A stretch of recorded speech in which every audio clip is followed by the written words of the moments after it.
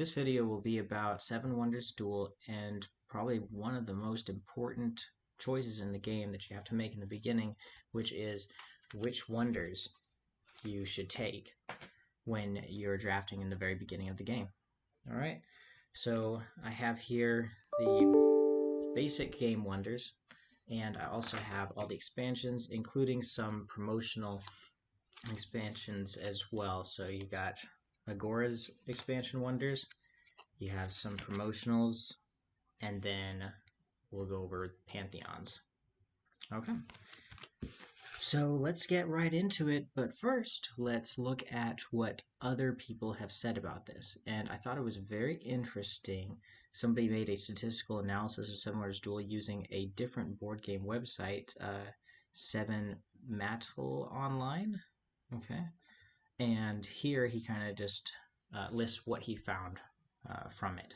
Okay, so I guess it was a study using 450 different human versus human games, and of all the different games, they had 6 ties. 237 were finished with civilian, 107 with military, and 113 finished with science. Okay, so that's cool. Like the win conditions are, pretty even. First stage player advantage, found there was a slight edge with first player, but looking at those numbers, it's about 50-50. And somebody even commented below and said, I guess they used some statistical analysis and said, hey, the p-value is pretty small, insignificant, so you can't, or large, I guess. I don't know exactly how p-values work, but he's saying it's really not a huge advantage for a first player. Anyways, here's where we get into the meat of it. This is important for this Wonders tier list. Wonders popularity, he creates a graph, and let's see. Here we go. So he creates a graph, distribution of victories, first player advantage, and then here's all the different wonders, right? I guess he's only showing base game, but that's okay. And the first pick for wonders. So if you have the first pick, which wonder do you pick? Temple of Artemis was selected as the number 1 pick.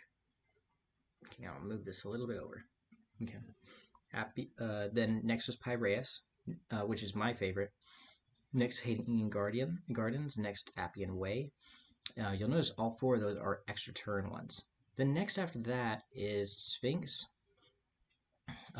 which also has an extra turn, but no coins given to it. So a lot of times you can get an extra coin, then get the coins you need to do something else, because you just spend a bunch of money on building your wonder. Now you need coins to do another turn. Sphinx doesn't allow you to do that, making it the weakest of the extra turns. Then it goes into other ones for first pick: Great Lighthouse, Great Library, Mausoleum, etc., all the way down the line until you get to Pyramids, which I believe most would agree is the worst pick of the wonders. So with that being said, just because it's the first pick is Temple of Artemis does not mean that that is the best wonder. So, and here's a percentage of those first picks you see right there. Okay, so now the same graph. But the real strength, he's saying, is Temple of Artemis really that strong? It's actually, you win more often if you have Piraeus. Second most often if you have Appian Way, so making your opponent lose coins, which is a great strategy. Keeping your opponent low on coins and gaining coins is what the Appian Way would do. So I guess I'll show you these. So this is Temple of Artemis. Okay, I'm holding it from the wrong side. So this being the Temple of Artemis, and then this being Piraeus. Okay. And then they're saying Appian Way is the second most for being able to win. With, I guess, in third place, a tie between the Great Library and the Sphinx. So actually getting those extra points with the Sphinx and getting the resources for the Great Library. Oh, no. Sorry, that's Great Lighthouse. So Great Lighthouse actually, it's pretty low in percent winning, but actually fairly high among the ones that are picked for first choice. So I think that kind of shows that the Great Lighthouse is not as great as a lot of people are thinking. But yeah, Great Library having a very high win percentage. That's right there. So let's kind of look at the extra turn abilities. So they did some analysis here. You'll see -4 to +4. What does that mean right there? That's just saying if you have 4 extra turns and your opponent has 0 extra turns, that means you have 4 over them. Okay. If it's the opposite, your opponent has way more than you, then you're at -4. Okay. Your win percentage, if you're at -4, is 0 according to this study. It's actually 100% if you have 4 extra turn wonders and they have none. And you see the graph kind of gradually go higher. It doesn't really matter too much with 1s, 2s, 3s, but you have a slight advantage if you have more extra turns than your opponent, whether it's 1, 2, or 3 extra turns. But when you have 4 extra turns, you're going to win the game. So that being said, I think it's important to get those extra turn wonders. I think everybody knows that. The game doesn't like balance the wonders, making it, all the wonders equal. So it's important to know which wonder do you pick when it comes right down to it. So yeah, this was their analysis. And then another website, Cardboard Mountain, mentions kind of their top picks from what they've found in analyzing their games. So Temple of Artemis being the number 1, they're saying. Piraeus being the number 2. Okay. Hanging Gardens being the number 3. The Sphinx being the number 4. Appian Way being the number 5. Number 6 being that Great Library, actually. So we have our first of the of the not extra turn ones. So I think that's making 2 different websites saying that this is the best wonder to pick of the not extra turns. However, it's kind of interesting they put the Appian Way of the extra turns being at the lowest, because I would put Sphinx at the lowest. And now Piraeus and Temple of Artemis are both my favorites, and actually in Pantheon, which is my preferred way to play the game, Temple of Artemis is really great because the value of money is increased because you spend money on those gods. So Temple of Artemis would be the best, I would think, at least with the Pantheon expansion. But in the previous analysis we looked at, that was just looking at the base game, as you can see right here. Maybe base game, Piraeus does have some strength over the Temple of Artemis, and according to what they found in their 450 games, Appian Way has some strength over the Sphinx.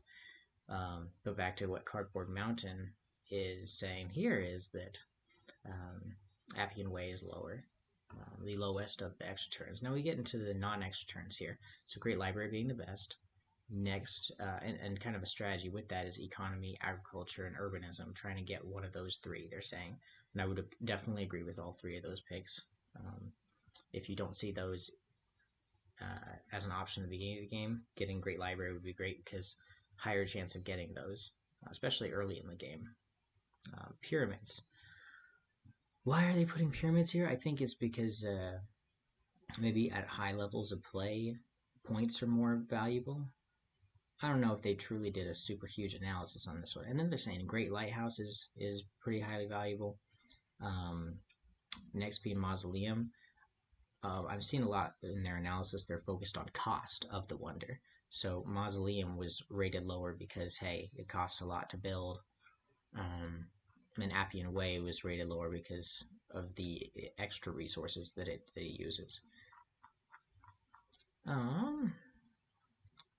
After Mausoleum. And I'm noticing they do say in Mausoleum that it's very hard to use and strategize with. I would agree with that. It's kind of interesting, just like the Great Library. You have to find a way to strategize with it, but it is not very cheap to do. Agreed. And Circus Maximus, they're saying, hey, break the silver card is not really that great, but better than break the brown card. And then the worst being the Colossus. So there's a heavy bias in this, I would say, against those wonders that give shields. So I would reckon a lot of their games are won based upon points, seeing how they put pyramids so high. But really, pyramids, it's only 9 points. Let's get into the real analysis here. So this is my tier list for Seven Wonders Duel's Wonder Choices. Alright, we're going to first put Temple of Artemis as S tier. Easy. Okay, next, Piraeus, S tier. Easy. Next, I'll put A tier, Hanging Gardens, the Appian Way, and the Sphinx. As well as I will put some of the other extra turn ones from other expansions here. So this one's really great. I'm gonna have to actually look at the card to remember the name of it. Alright. Korea Julia? I don't know. Okay, so that one, also A tier, I'd say. And then we have, and what that does is it just gives you 6 coins, allows you to use a plot card that has not been prepared, and gives you an extra turn. Also, in the beginning of the game, you'll start with a plot card. A lot of the, for all the Agora expansion ones, you start with kind of a bonus in the beginning.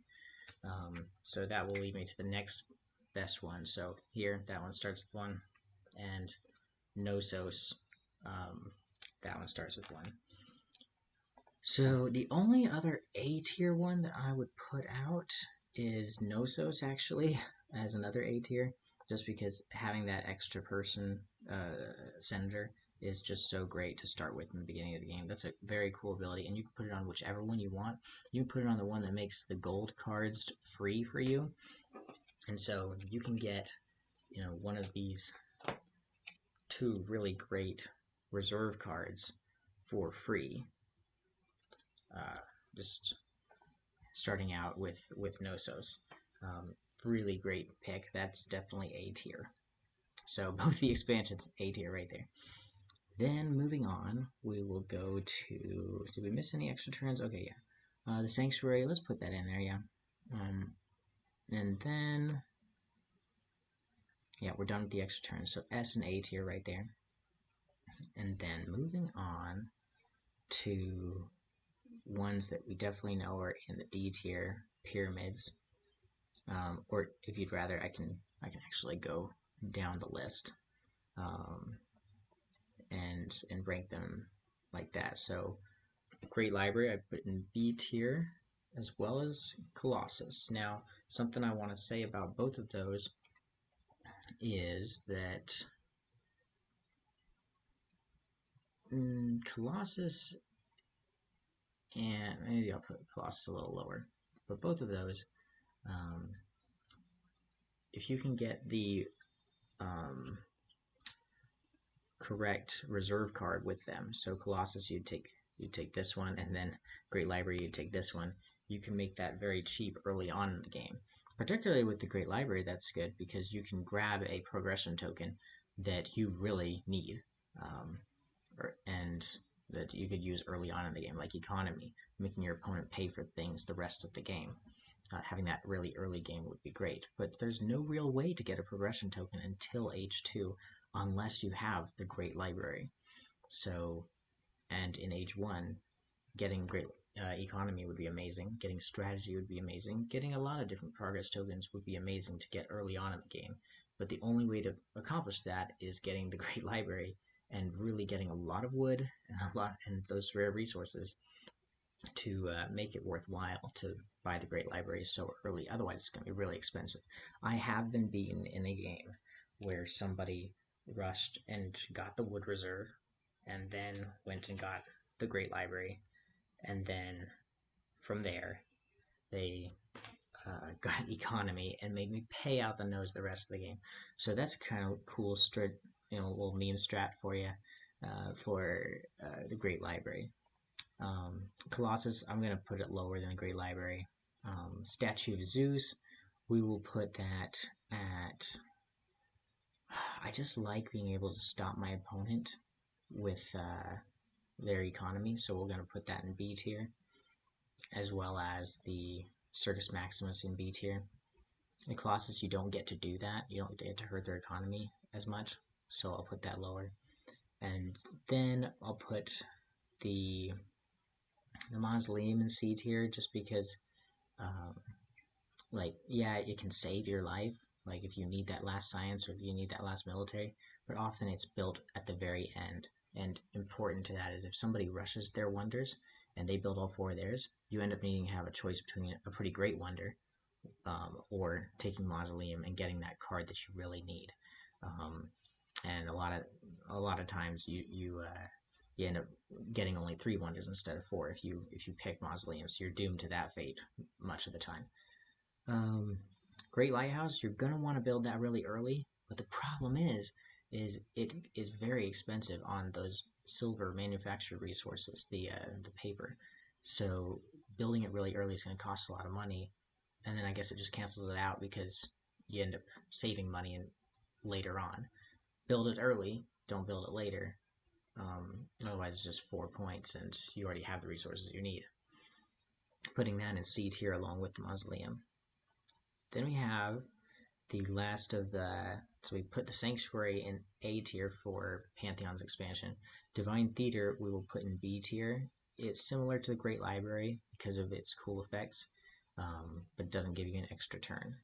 Okay. Then we will put the 2 fun little wonders. We have the Miss. I don't know what this is. Missa. That one kind of lets you build something from the pyramid for... Shoot, actually, I'm not sure exactly what it does. Let me figure it out. Miss Wonders Duel. Okay. What does this do?